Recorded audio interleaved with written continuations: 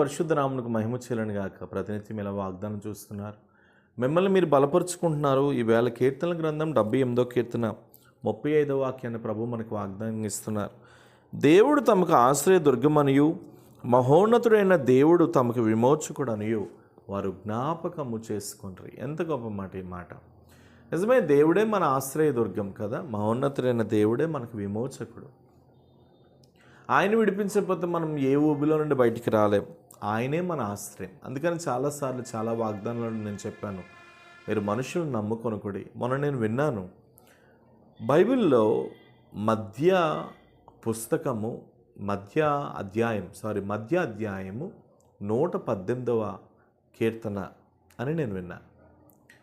ఈ 118వ కీర్తన ఏదైతే ఉందో ఇది బైబిల్కి మధ్య అధ్యాయం అంట. దేవునికి స్తోత్రం, హల్లెలూయా.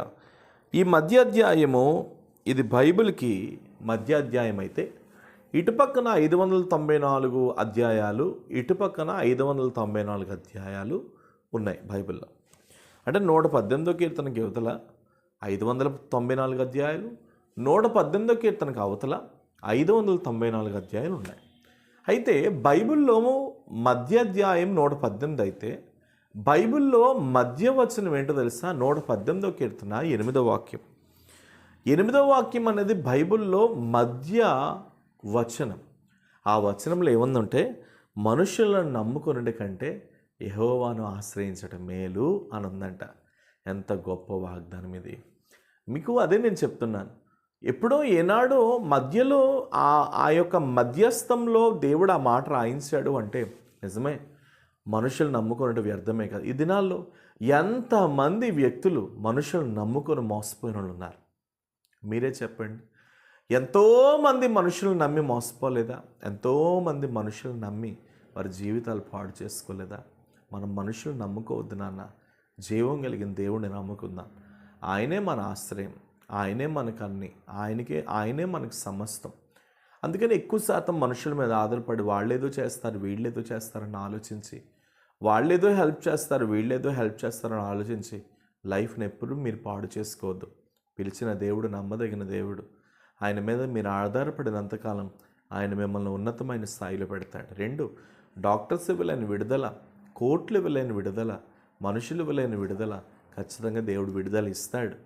కాబట్టి ఈరోజు నీకున్న పరిస్థితిని బట్టి నాకు ఎప్పుడు విడుదల వస్తుందండి, నన్ను ఎప్పుడు దేవుడు పైకి లేవనెత్తుతాడండి, నా లైఫ్ ఎప్పుడు బాగుపడుతుందండి, నా జీవితం ఎప్పుడు బాగుపడుతుందండి, నేను ఎప్పుడు విడుదల పొందుకొని నేను ముందుకు వెళ్తానండి, ఈ థింకింగ్ మీ జీవితంలో మీకు అవసరం లేదు.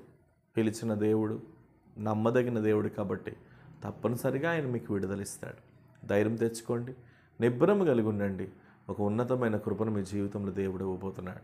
మనుషులు నమ్ముకొని వారి ఆశ్రయం అనుకుని బ్రతకొద్దు. దేవుడే మీకు ఆశ్రయదుర్గం, దేవుడే మీ విమోచకుడు. ఇంగ్లీష్లో విమోచకుడు అనే మాటకి రెడీమర్ ఉంటుంది, అంటే విడుదల నాయకుడు. యేసుప్రభువు వారు ఒక రెడీమర్, విమోచించి విడుదల ఇవ్వడానికి ఉన్నతమైన స్థానం కలిగినటువంటి వ్యక్తి. ప్రేమ కలిగిన పరిశుద్ధ తండ్రి, ఎంతమంది ఈ వాగ్దానం చూస్తూ ఆశ్రయదుర్గమా, నా విమోచకుడా అని నీ మీద పరిపూర్ణంగా ఆధారపడుతున్నారు. యేసు నామంలో వారిని మీరు అట్టి విధంగా లిఫ్ట్ చేయమని ప్రార్థిస్తున్నాను. యేసు నామంలో నీ కృప వీరి మీద బలముగా ఉండునుగాక. ఇది మొదలు నీ సన్నిధిని వీరు అనుభవించుదురుగాక అని ప్రార్థిస్తున్నాను. రెడీమర్, విమోచకుడా, మనుషులు నమ్ముకోవటం లేదు, నేను నమ్ముతున్నాను.